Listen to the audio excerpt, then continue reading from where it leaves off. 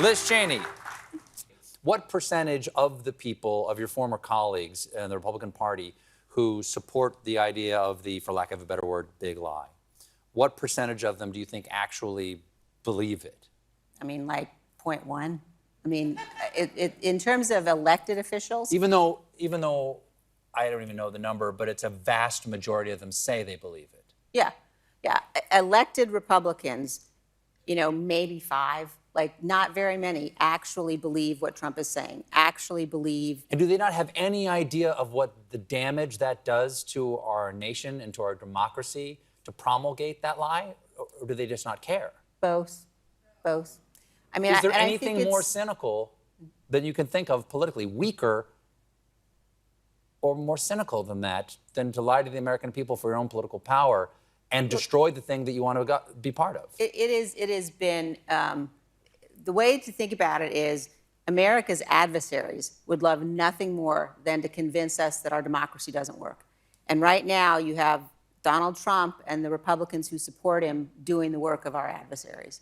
And it's a really dangerous thing we're seeing. And it's especially dangerous because the President of the United States is responsible for enforcing the laws. He's responsible for ensuring that the laws are faithfully executed. Just a little side note about the Colorado case, yeah. about using the 14th Amendment to keep him off the Colorado ballot. And the judge there said, yes, he did engage in insurrection, but the law specifically says in the 14th Amendment, those who have taken an oath to support the Constitution, who then engage in insurrection, can't run for office again. But they say the president actually says to preserve, protect, and defend the Constitution and doesn't say support.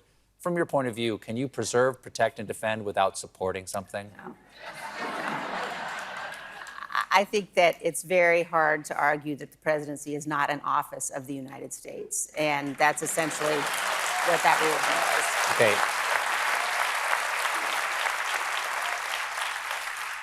You write that defeating Trump is the cause of our time. Yeah. And certainly for our nation, I would agree with you. So what happens after a book tour? Like, it's a very successful book.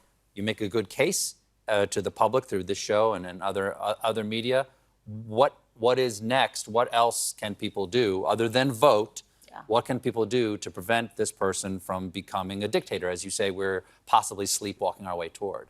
I think that this moment requires every one of us, you know, Republicans, Democrats, independents, people who've been on different sides of big issues of our time, to realize if we don't come together to stop him, we'll never have the chance to debate those other issues again.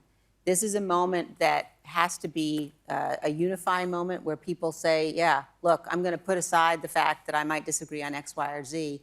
There are more of us who understand that this nation has to be a nation with a peaceful transfer of power, that we have to be a nation where our kids get to grow up in freedom. More of us who know that and who are willing to stand for it and to fight for it than those who are supporting Donald Trump.